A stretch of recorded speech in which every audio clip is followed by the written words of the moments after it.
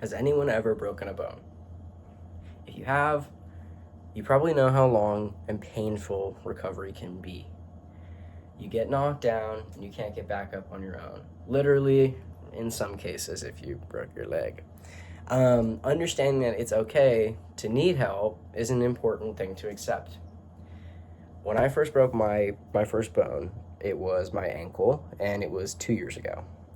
I'd never injured myself up until that point in my life. I mean, I had like a few concussions, but there was nothing, no severe injuries of this nature. So this was the worst thing I'd ever had.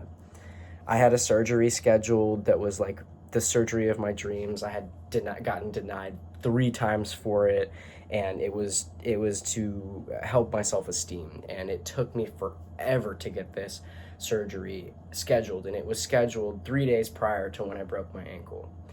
I went out on the 19th of June of 2022, and I went out and I climbed up on a gymnasium roof with my friends.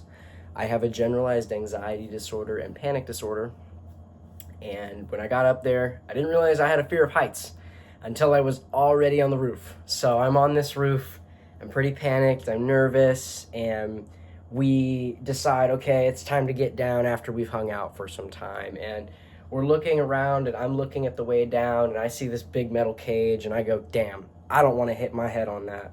So I start looking for another way around. I remember at this point that one of my old friends had jumped off of this roof previously. He had jumped down and kind of rolled off the roof, and he was fine. So I figured, well, I could do the same thing, right? And at this point, my anxiety was in full swing, and I just wanted to get down, and I was so panicked. And I just decided in my head that this is the only way down. So I decided, all right, I got this. He did it. I can do it. So I jumped down, and this roof was roughly about 9 feet, and it was onto straight concrete. Again, not clear thinking. Jumped down in a basically pencil dive, and I broke my left ankle, and I smushed all of the cartilage that was associated.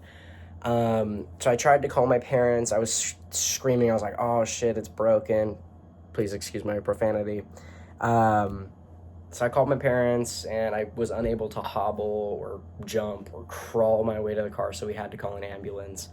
And it was so embarrassing, and I had totally screwed up my surgery, and I felt really stupid, and everybody was just telling me like this was a dumb choice and that wasn't smart and all of these other things. And I had never been that dependent in my life before. I suddenly became a completely dependent person on everybody else. I couldn't walk to the kitchen to go get a snack. I couldn't go take a shower by myself. I couldn't turn on the water by myself. I couldn't go get a glass of water by myself. It was insane. I had never needed to ask for help this way.